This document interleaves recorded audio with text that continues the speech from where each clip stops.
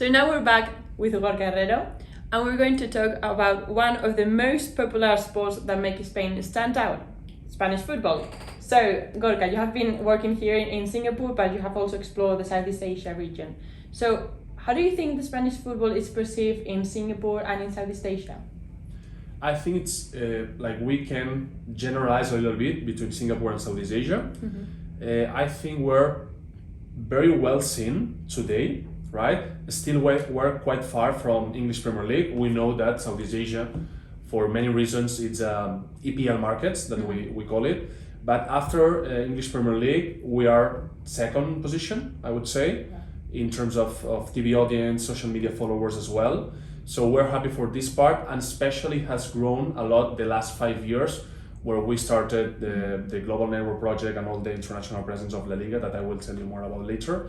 But yeah, I would say we are on top second position. Of course, local leagues, domestic leagues are on top, but then in terms of foreigners, right, it's English Premier League, and then we are on second position. So I think we're in the right way to become more and more popular. Yes, and I think it's unbelievable the amount of people that when we've been traveling through Southeast Asia, the amount of people that approach us if they know that we're Spanish, saying Real Madrid or Barça, and we're like, wow. So they really know the most famous teams in Spain, definitely, and they follow the kind of the matches and this kind of competition. Not maybe as passionate as we are in Spain, of course, but it's really difficult to kind of match the level. Yeah. So LaLiga has an office here, a physical office in Singapore. So can you explain, Gorka, a bit the role of LaLiga here in Singapore? Yes, just to answer this question, I should go like 2 steps backwards. So in terms of international strategy in LaLiga, so in 2015, we realized that, of course, as you know, LaLiga is very popular, right, worldwide. So our audience is not only in Spain. So we understood that we have millions and even billions of fans worldwide, right? So we wanted to reach them and give them and deliver them the content they want, to be close to our fans and so on. So to do that, we started with the international expansion with the offices, right? So we started in the emerging markets or most important markets like India, China, Mexico, United States, in New York, and so on. Here in Singapore as well, to control and look after all Southeast Asia. Okay, and then since we realized that we couldn't approach all the markets because by a physical office it means high cost, it's a slow process and so on. So we launched a new project that was called Global Network Project that consisted of sending 45 people into 45 markets, okay, living from home, working from home, right, with the mission to increase the brand awareness of LaLiga in every market. So trying to understand every market, how people consume entertainment, football, establishing key relationship with local stakeholders, domestic leagues, be close to our fans, because at the end, of course, it's not the same a fan from Argentina, Germany, or Singapore, right? Yeah, totally. And if you really want to understand what they want, you need to be here. Yeah. You need to be in the market to do that. So we established the Singapore office with the aim of looking after all Southeast Asia, because as you know, Singapore is a hub, right? But we, apart from the office, we have 8 delegates in Malaysia, the Philippines, Indonesia, Vietnam, Thailand, which covers Laos, Cambodia, and Myanmar as well, and then Korea, South Korea, Australia, New Zealand, and Japan. Wow. So we have these 8 delegates, 8 people in these markets. We look after with them from Singapore, right? With the strategy of being closer to our fans, establishing this networking in the region, and at the end, to increase the brand awareness of LaLiga in this region. Wow, that's so interesting. And I think for each of the delegates, it will be a totally different experience in each market, which I think will be really rewarding. So here in LaLiga, you promote Spanish football, and you have a physical office here in Singapore, but you promote it throughout Southeast Asia. So what are the different activities, Gorka, that you do in LaLiga to promote Spanish football in the Southeast Asian region? There's a lot of activities. So imagine like if our final goal is to increase the brand awareness of LaLiga, right? And it means, if we talk about commercial stuff, right? It means increasing the TV rights, the value of the TV rights at the end, which is our main income source, right?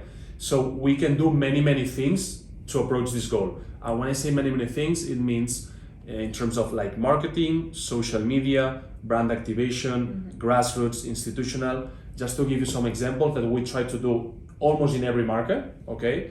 So for example, we can make a public viewing or watch party event, which means inviting like hundreds or thousands of people, okay, to watch El Clásico, Barcelona-Madrid game, all together with some goodie bags, merchandising. So try to make them enjoy the best football game that we have in the world, in my opinion, and do it together with us and adapting to every reality of the market. That could be one of physical activation. Then we have a lot of social media activations and campaigns. So we can drive some competitions, contests with LaLiga merchandising, and then even make these guys travel, the winners, to Spain to have an experience in Spain. On the grassroots level, as I was telling you before with the Singaporean project, we try to be closer to our fans also through football, right? Not only this commercial entertainment part, also through football. So if we can share knowledge with these coaches, with different schools, with domestic leagues, and we can make this impact, this contribution, for us it's also important in another way. Also we have our own business school, which will have different seminars, courses, we have a full experience. We bring people, students from other business schools to Spain to understand about LaLiga and the sport industry. So it's many, many things, and also in the institutional level. At the end, LaLiga, of course, we have all this entertainment part, but we're also a Spanish institution, Spanish brand, right? So this is also very important when connecting with embassies, with federations, with local leagues. It's a very important part as well from our job, because what we want them to see us is as like not competitors, right? We came here to help them if we can make a contribution. So at the end, we want to make the football industry even bigger. So we don't want to steal or compete or anything else. So just to establish relationships, some memorandum of understanding, like win-win collaboration, and that's also another part of activation from our role in LaLiga and Southeast Asia. Yeah. So the key goal will be just to engage with the fans all around the world, and to kind of create activities and create promotions that can trigger this passion for football that we have in Spain, and the different teams that we have. And also, I mean, you have a huge responsibility, I guess, in La Liga, in an institutional level, to represent Spain. Exactly. And the Spanish sports and Spanish sport companies as well. And I mean, kind of encouraging these relations between countries. Yeah, which I think is really interesting. So we have talked about the present in La Liga and the different activities that you're doing right now to promote it. But how do you envision the future of La Liga and the football in general here in Southeast Asia? I think since football is keep on growing, right?